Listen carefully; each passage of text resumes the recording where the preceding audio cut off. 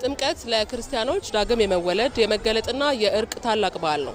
የኢትዮጵያ ኦርቶዶክስ ተዋሕዶ ቤተክርስቲያን በድምቀት ከምታከብራቸው በዓላት አንዱ ነው። የጥምቀት በዓል እንግዲህ ታቦታት ከየደብራቸው ወጥተው ወደ ከተራ በመሄድ የሚከበር ነው።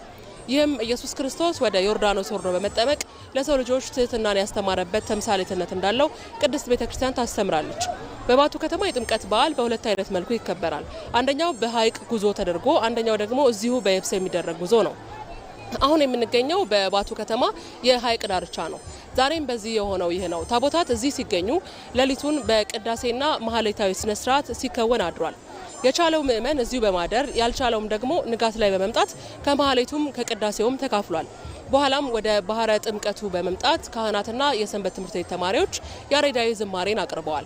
በኋላም የጥምቀት አስተምህሮ ምንድነው የሚለው ትምህርት ከተሰጠ በኋላ ወደ ጥምቀተ ባህሩ ተሄዷል። ጥምቀተ ባህሩ በአባቶች ከተባረከ በኋላ ጥምቀቱ ተከናውኗል።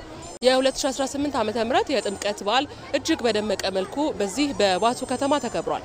ከሰዓታት በኋላም ታቦታት በምእመኑ ታጅበው ወደ የደብራቸው የሚመለሱ ይሆናል።